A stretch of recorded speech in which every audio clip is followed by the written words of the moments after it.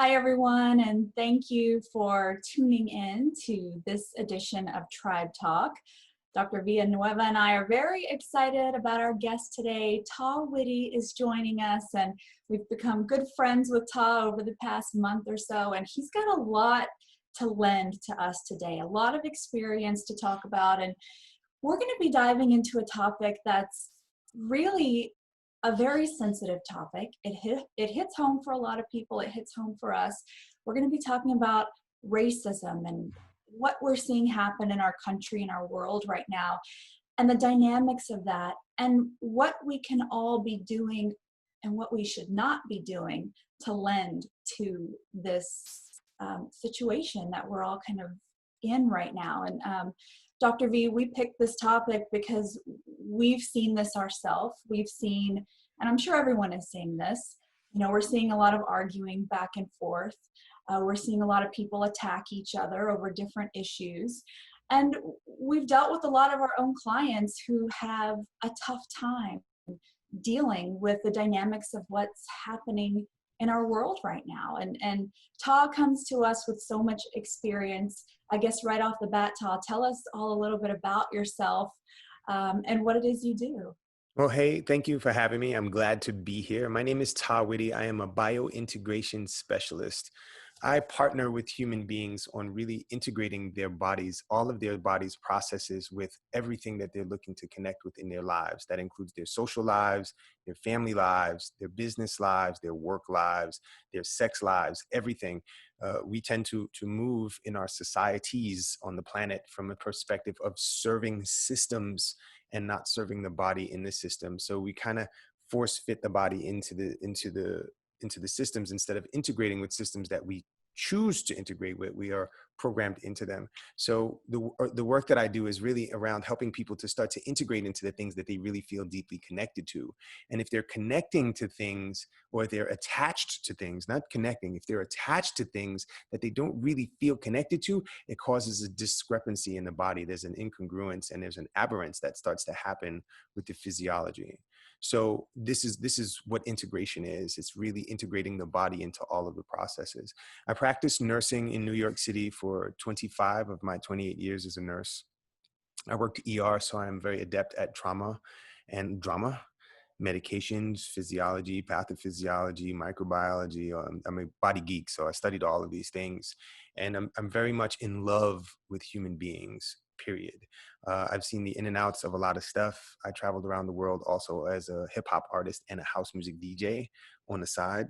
So I've gotten a chance to see people from a myriad of cultures. I lived in the most culturally diverse place in the world, in Brooklyn, where 60 languages are spoken in my neighborhood. So there's a lot around cultural inclusivity that I'm into. I love people.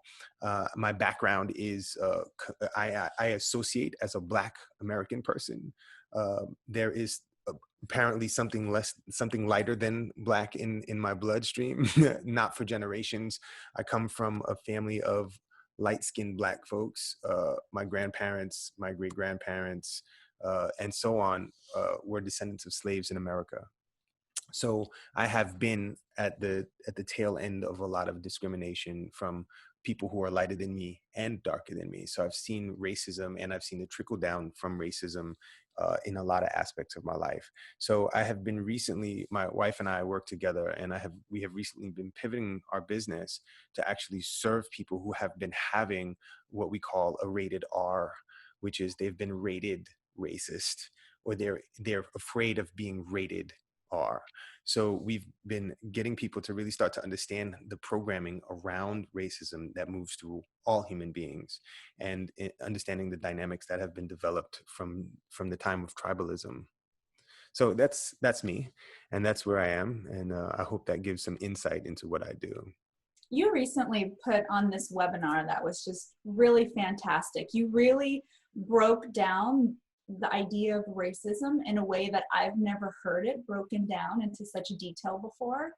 And so I want to ask you about a few of the things you talked about, because I think they were really enlightening. It was really an enlightening way to put things to help people understand just how, racism is working in our country. So talk about the dynamics of racism. I mean, you talk about this being programmed into our body, and that was something I had never thought about before. But this starts at a very early age. It starts from birth or even before birth with us, right? It does. And, you know, the word discrimination gets a bad rap. We all discriminate. When I walk into a room and I see people based on their physical characteristics, I make prejudgments based on what I've learned and what I've been taught as a child and throughout my entire life and my experiences. So if I was to see you two walk into a room, my prejudgment would be that you are women because of how you look, because of the way your hair is, because of the way you carry yourselves, because of the way your body is shaped. That is a prejudgment. And so this discrimination allows me to discriminate the different things in my environment. And this becomes an automatic program. And when you consider how the brain works, the brain uses a lot of energy, a lot of calories. When you think about the human body, it's estimated, according to our current sciences that I've studied, and I can only speak from my vantage point, according to the studies that the things that I've studied, the brain uses about 20 to 25% of the body's resources when the body is at rest. So when you're thinking about stuff and you're doing things, the brain has to use a lot more calories, and it doesn't like to use more than it needs to. So when you have programs and it doesn't have to think about things and you don't have to go in and ponder, it burns less calories. So when I walk into a room, if I have to say, well, she looks like what I think a woman is, but you know, there's a lot of stuff happening in the world and people are identifying differently. That's a lot of work, right? So for me to just walk in a room, prejudge that you're a woman, and talk to you as I have been programmed to talk to a woman. Oh, hello, how are you? There's a posture that I have when I'm around women, and there's a posture that I have when I'm around men. It's like, what's up, bro? How you doing? You know, there's a difference. And when I walk into the room, my body delineates this automatically. And so when I see white people in the room, my body has a particular poise, because from what I know of most white folks that I've experienced, there are certain language characteristics and tonal qualities and body movements that I have that have put white people in a place where, or people who associate as white, in a place where they may not understand me, they may be offended by me, so I will adjust and course correct so that, and it's an automatic body thing. And then if I see somebody that's a person that I associate as a Black person, I'll be like, what's up, bro? How you doing? And what's up, girl? Hey, what's going on? Automatically my body shifts into the mode where I can do that. It's not a place where I'm delineating, well, maybe I should speak to this person in this particular, it's an automatic body response. And when you see the depth of the programming we have around our families, around our nationalities, around our sexualities, around our races, around our skin tones, all of this stuff starts to make more sense. And there are many people who say, well, I'm not a racist. The title racist, now you were saying earlier, you know, what we should do and what we shouldn't do. I tend not to should all over myself or have a shouldy attitude. I tend to look at things that I could do and that I might do and what might make this functional for me and the people around me. So I start to lean into, what do I want this interaction to be like? And I start to craft it. And when you consider how deeply embedded race is in our bodily programming, and this is the thing that is very popular with people that have been coming to me for help, is I don't see color. I don't see color. You do. I hate to break it to you. You do see color. And that's like saying, I don't see this cactus or whatever this is, or you don't see my shirt being green. That's not the truth. Being able to really see that you do see color, and it's okay to see color. It's fine to see color. And then based on all of the things that you've experienced in your life, is your body crafting an experience for the other person on autopilot? And this is part of the ism that is race. And when you remove the negative connotation and the negative context, and I'm not saying the racist dynamics in the world are good or bad. I'm not saying anything about that. They have been highly dysfunctional for most people on this planet, and they have served a small sector of people on this planet. And that is dysfunctional as far as I'm concerned. So when you remove the shame from calling somebody, hey, you're a racist. You are diagnosing somebody. That's like saying you have cancer or you have heart disease or it's a diagnosis. And when you put that on somebody, you activate their nervous system in a different way. You put what we call in my business, a shame device. You start to activate the shame device. And when you activate the shame device, the human body goes into a sympathetic state, right? So the body, and when we get into a heightened sympathetic state, we can get into what everybody calls fight or flight, right? Everybody hears this. Oh, you go into fight or flight mode. So most people will defend themselves. I'm not a racist. Or they'll just, I'm not talking to you anymore. They'll run away from the situation and they'll hide. But it doesn't change the dynamic. So when you activate that in a person's body, you're racist, the person is going to be like, I'm not a racist, or you're a racist. And then there's this back and forth, and you have this activation of the nervous system. And when you get into that heightened state of your nervous system, logic, out the window. Reason, out the window. So all of the underlying stuff that's happening starts to get thrown away. And then there is no discussion on it anymore. There's just somebody burying something. Okay, so what do I need to do to not be called a racist? Well, you need to talk to Black people this way. You need to do this with Latin people. You need to be this way, and you need to just shut up. And that doesn't change the dynamic in the individual. So you still may have things where you're delineating based on old paradigms that are not hate-driven, not necessarily hate-driven, I should say, that have been programmed in the background to serve the future. I'm not sure if y'all, and I had mentioned this on the webinar, and thank you for joining that webinar. I appreciate it. It was such an amazing thing to create, and I have more stuff coming behind that. But I mentioned there's this thing called the Willy Lynch letter, and anybody can look this up on the internet.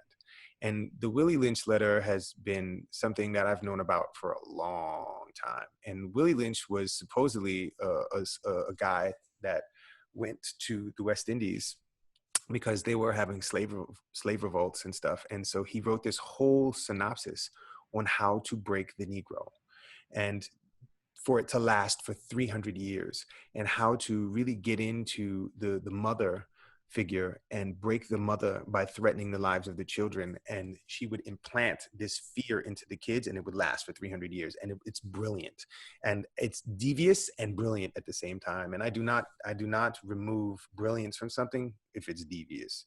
If something, you can, when you look at movies, the mad scientist is always trying to take over the world, and they're brilliant, right? So when you look at the Willy Lynch letter, it is designed to implant this system into people's bodies so that they act on autopilot. And racism does not only act through white people, it acts through Black people, through Latin people, through Asian people, through whatever person, South American people. It acts through everybody on the planet to discern in a certain way to serve a certain sect of people. And and I spoke about this on a webinar, my body has been programmed to act a certain way because of all of the experiences I've had and where I grew up and all of this stuff. And I have a certain level of privilege because of my skin tone, because white folks will lean into me a certain way. So I know how to change. I can change my voice, and I'm like, hey guys, I'm with you. And I can fall right into it, and white people aren't so threatened by me. So I can actually use my skin tone and everything that I know as a privilege point to actually get in to where racism has blocked darker people from having stuff, and then get them a benefit from that space. I've learned to play the double agent, and it's been a benefit of my life. And I think it's really interesting that it's coming around to this point where now all of a sudden, stuff that I've been talking about for 20, 30 years, everybody's like, hey, can you help me with this? Because there's awareness coming through. And so as we start to really see this stuff in our bodies and see how we've been programmed, we can remove the program or repattern. And neuroplasticity is a really important thing with this, is really starting to recognize, starting with awareness, awareness of how you're interacting with your environment, how you're interacting with people, how these things are coming up in your language. When you walk into a room, how does your body feel when there are different people there? Do you feel relaxed? Do you feel like you have to talk about something that you think Black people will, will associate with? When you go into the corner store in New York, and it's the bodega that's run by the Dominicans, do you start trying to accommodate for them? automatically. It's a body thing. And it's okay for us to discriminate and discern from a point of function. But when it's bigotry, which is a different thing, it's a tool that is used by racism to subdue and to push down and to hold back and to oppress people. That's a different story. You know, your space of discrimination, your space of bias can move into bigotry, which is dysfunctional. And if we're going to start talking about racism and how to dismantle this, these things, I believe, need to be addressed from a body standpoint, because we create a lot of systems and we're boycotting and we're picketing, but these bodies are still built in a system of racism. They're built to be oppressors. They're built to be the oppressed. They're built to be the victim. They're built to be the assailant. They're built to be the beneficiary. There's all of these different parts that we all perform in. And so removing the title of racist, pointing fingers and doing this to people is, I think, is one of the first steps, is to stop pointing and saying, hey, I'm observing some dynamics of racism here. Can we explore this? As opposed to crucifying people, because witch hunts never serve anybody except systems. And so this is the place that I've been working with people to help them move through, is to start seeing the stuff that's coming up for them that they may have buried or they've been taught to bury. And yeah, so. You know, I think that's a lot of what we're seeing right now. Dr. V, we were talking about this, that, you know, on social media, on everybody's timeline right now, that's all they're seeing is people arguing over this, calling each other racist, making these statements that I don't know that they would make to another person's face, but they feel comfortable doing that on social media. Do you see any constructiveness in that at all in our environment right now? And how does someone navigate being stuck in that pattern of constantly seeing all this fighting and negative energy over the situation?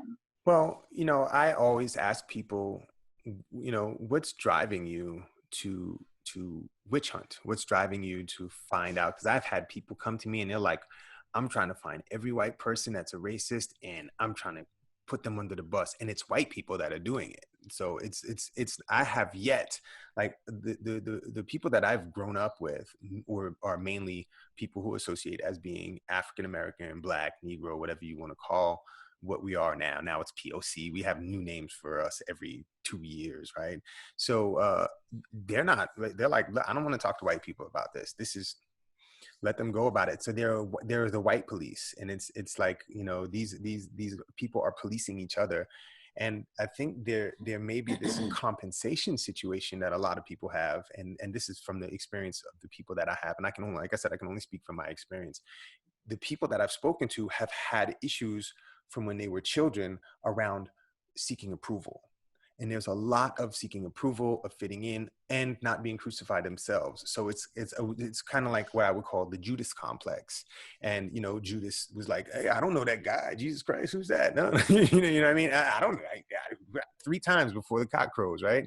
And so there are a lot of people selling other people down tubes so that they don't get crucified themselves.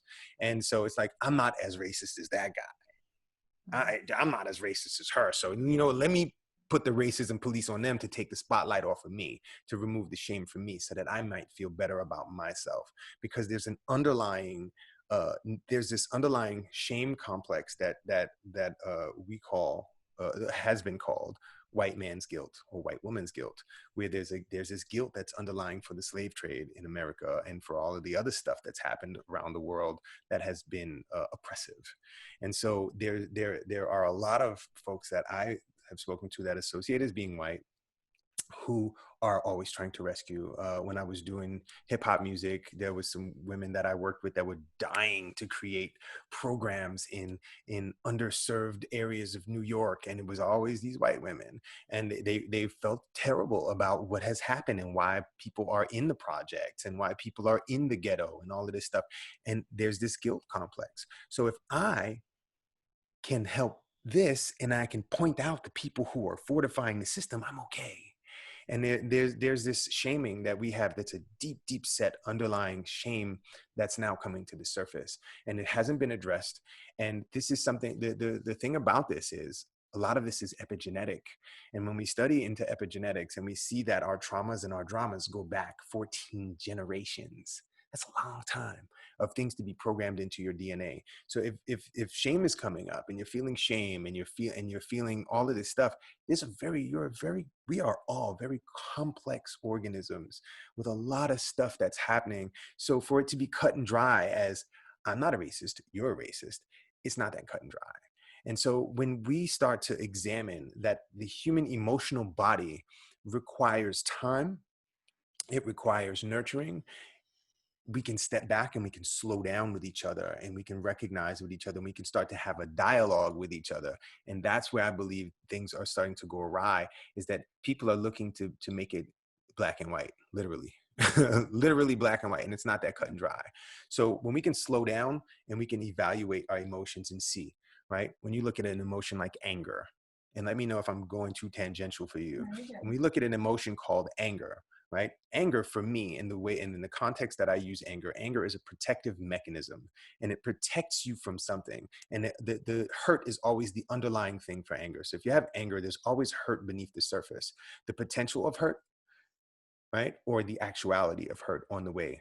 So your body and your organism prepares to thwart that. And that can be from running, from fighting, from defending yourself, from all kinds of situations like that. Until the threat is out of the way, the anger device remains online. If I come to you and I do this, are you going to be like, hey, Tah? No, you're going to put your hands up and you're going to frown. That's the anger device coming online. If I call you stupid, the anger device is going to come online. Who you calling stupid?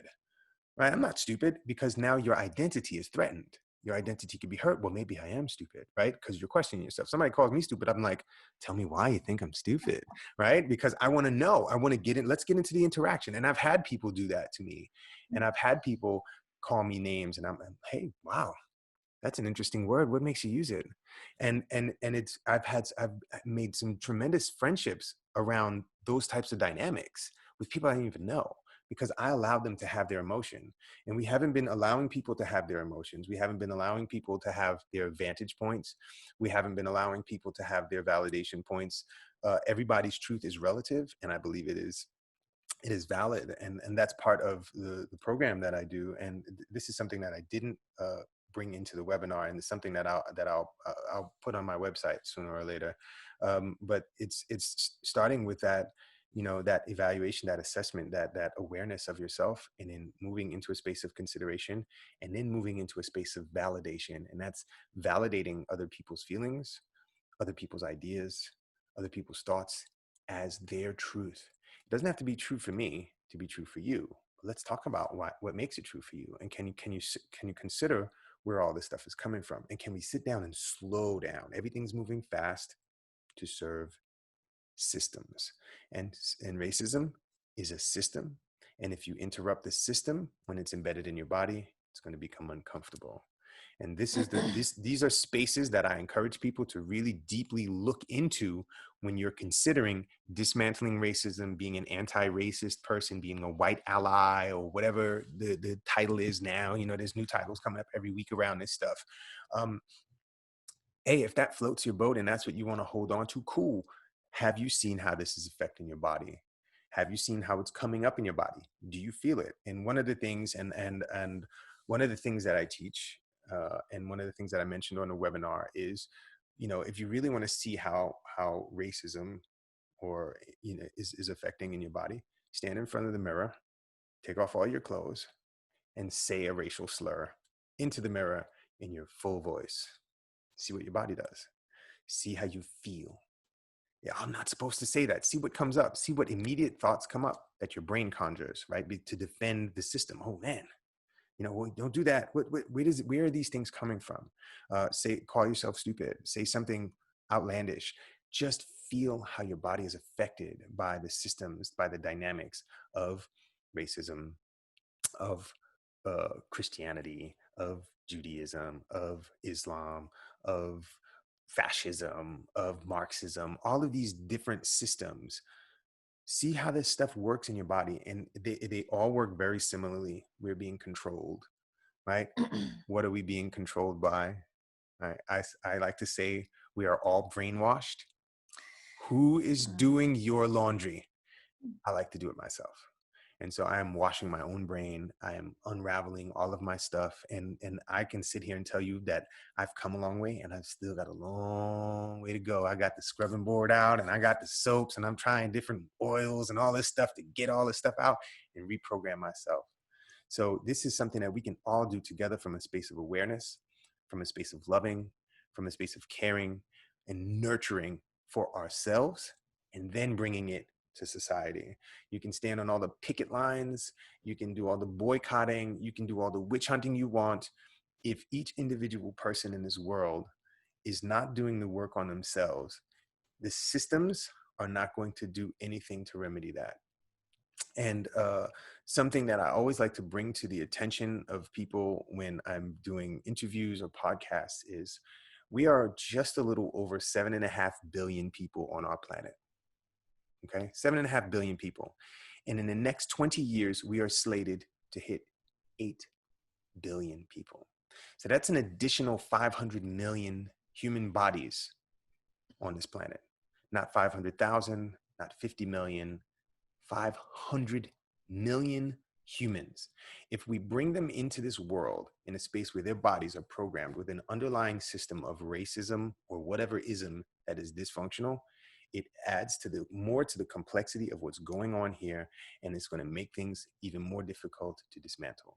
So if we're going to start this, I believe this has to start from a space of body awareness where we are really leaning into recognition of this in the body, observation of this in the body, collaboration with other people. Hey, if you see me speak this way, I need to know about it so that I can repattern myself, so I can catch myself, not shame myself, not I'm a bad guy or a bad girl. This is just what is happening. And I want to make an active shift in my nervous system because I want to make an active shift in the body of the planet. And when the body of the planet all works together, everything is functional. And when it's dysfunctional, everything falls apart. So you're saying that we really need to go inside and we need to change ourselves first so that we can then start making changes in the world.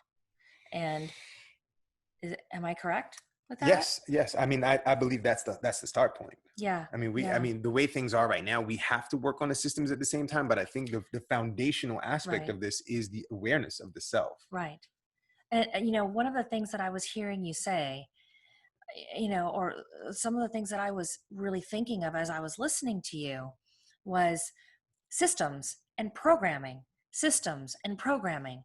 And we are so deep into, generations deep into systems and programming, not just in the, area of race, but in everything. Yep. I mean, we've had the wool pulled over our eyes. I mean, we don't have the power that we have as humans, that we're born with, that sovereign power that we have.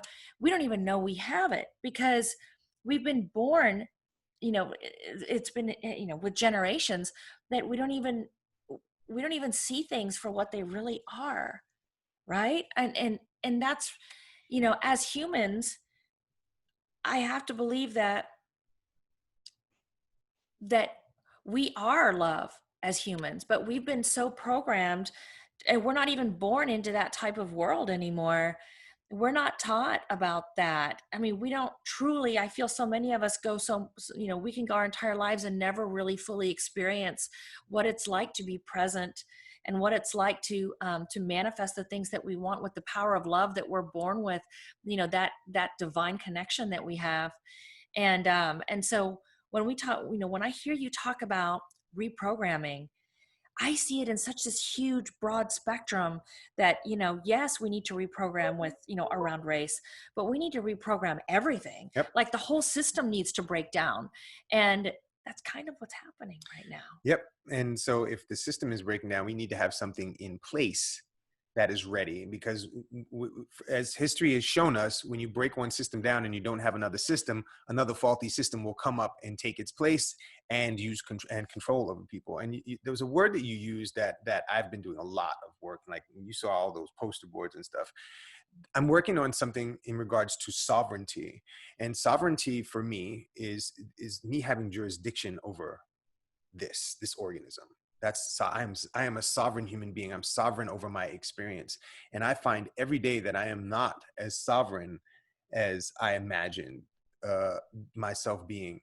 And if when I wake up and I'm worried about my taxes not being paid, something has control over my body. I can't sleep. What's going on? Oh my gosh, the deadline. There's a system in play that has sovereignty over me and my energetic exchange, because money is the system where we exchange energy for our services, or energy for our work, or energy for our experience, whatever it is.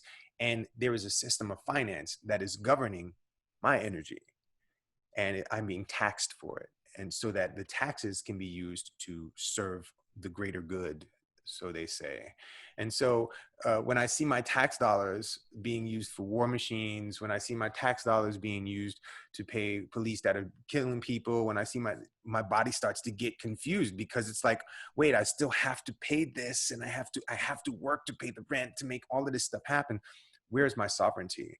And so when you look at a system like racism, and you see that your body is acting on behalf of that system, your sovereignty has been compromised.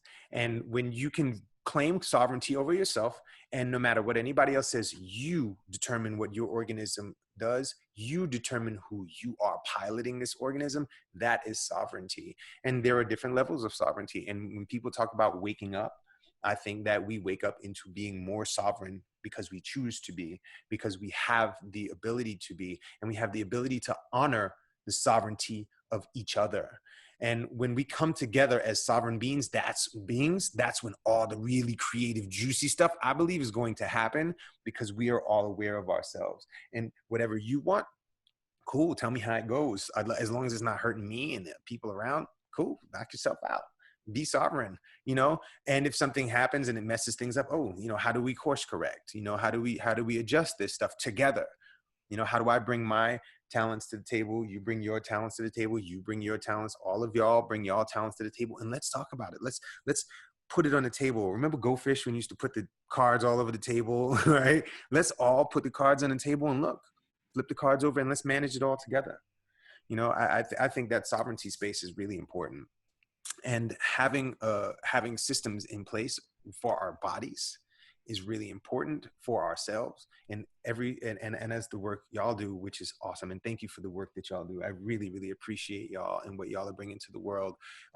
Really individualized care, individualized self-wellness paradigms are really important, and being able to have a perspective of that and sharing that, so that we can all be individuals and bring our talents to the table. No matter how expansive or subtle they are, they're all very, very valuable, and they're valid. And we see that in each other.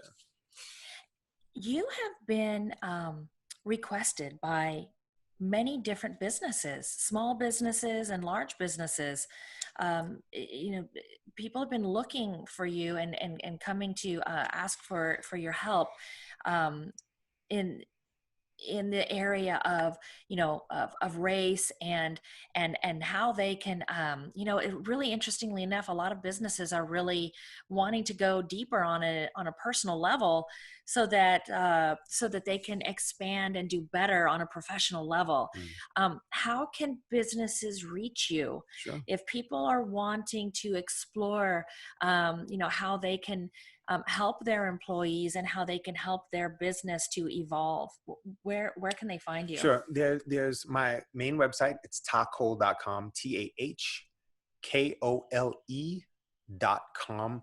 You can get a slew of information on what we're doing there. We also have something, a quiz for business folks. If you're particularly business folks and you need help with this, it's gethelpquiz.com. gethelpquiz.com, and there's a quiz that just asks you a few questions about stuff, and you can book a call with us through that. And, you know, book a call. You will get on a call with me. It won't be some other sideline coach or an assistant. You book a call, and we will get on the phone, and we'll talk about what's going on with you, and if this is a fit, if I am a fit for you and your business, and what's going on with you. So those are the two places that I recommend.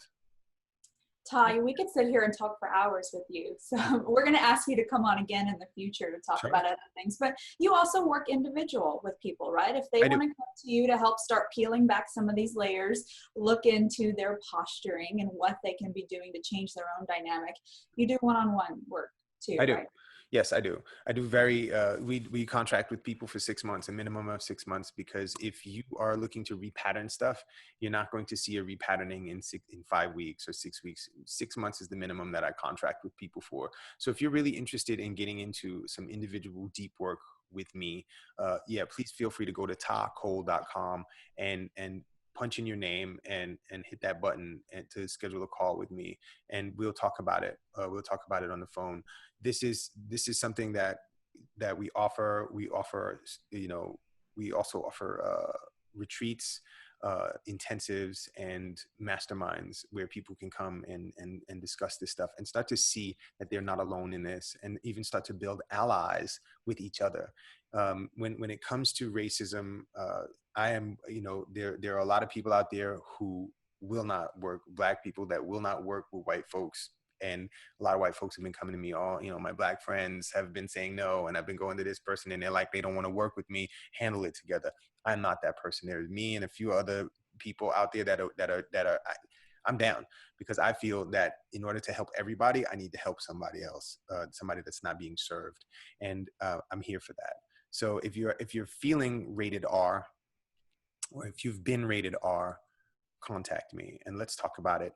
You know, regardless if you come on to work with me or not, let's see if we can get you into a space where you start to recognize some stuff within yourself and take away a few tools with you so that you can take that into your business and start moving with it right now, so that you can take that into your personal life and start working with that now, so that you can start to really start to feel into what's going on with your body and start to become more of a comrade with this amazing machine that is like 100 trillion cells, right? All moving together to give you this experience of doing something so simple. Could you imagine if every cell of your body was cooperating with each other to give you an amazing experience? And then take a step back and see if every person on this planet was a cell, and we all started to cooperate in that fashion because we were aware of ourselves and each other. That's where the magic is. Absolutely. Thanks again, Tah, for being with us. Thank you all for tuning in this week. I wanted to, you had spoke about the webinar. And so if you'd like to, I can offer a gift to your listeners, your viewers. The webinar that I did, it's tahcole.com/racism. And if you punch in the code SOULFAM, SOULFAM, it'll be half off of the webinar. And I've gotten hit up by so many people because of this webinar. I would love to offer that to your audience. Please, tahcole.com/racism, and punch in the code SOULFAM, and it'll take half of it off for y'all. Yeah, we're super excited that you're sharing that. Thank you. Yeah. We will be sure that we add that in when this goes when this goes out to the podcast channels. We'll be sure that we get all that information in there. Awesome. Thank you so much. We love you so much. I love you, girl, and I love you, girl. Love you so much. It's so great to be here with y'all. Oh, great. Thank you. We'll talk to you soon. Mm-hmm. Peace.